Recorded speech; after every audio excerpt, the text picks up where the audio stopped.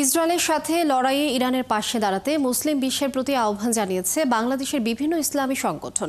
হামলা বন্ধে জাতিসংঘকে উদ্যোগী হওয়ার আহ্বানও জানানো হয়েছে।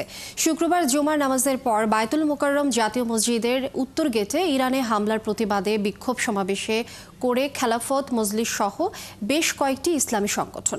এই সময় নেতারা বলেন, ইসরায়েল একদিকে গাজায় নির্বিচারে মানুষ হত্যা অব্যাহত রেখেছে, পাশাপাশি ইরানে ন্যাক্কারজনকভাবে হামলা চালাচ্ছে।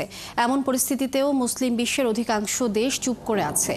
ইসরায়েলের আগ্রাসন রুখতে মুসলিম বিশ্বকে ঐক্যবদ্ধ হওয়ার আহ্বান জানান ইসলামী সংগঠনের নেতারা। পরে পল্টন মোড় পর্যন্ত বিক্ষোভ মিছিল অনুষ্ঠিত হয়।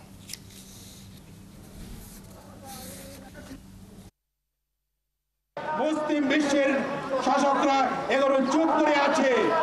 সোচ্চার হন, মোকাবেলা করুন। যদি ইসরায়েলকে আক্রমণকে প্রতিহত করা না যায়, তাহলে আপনারা আরব বিশ্বের কেউ থাকতে পারবেন না। বিনা উস্কানিতে ইসরায়েল গত শুক্রবার ইরানের উপরে অতর্কিত হামলা চালিয়েছে। আমরা এই হামলার তীব্র নিন্দা জানাচ্ছি। ইসরায়েল যদি তার হামলা বন্ধ না করে, তাহলে মুসলিম বিশ্ব তার বিরুদ্ধে লড়তে বাধ্য হবে।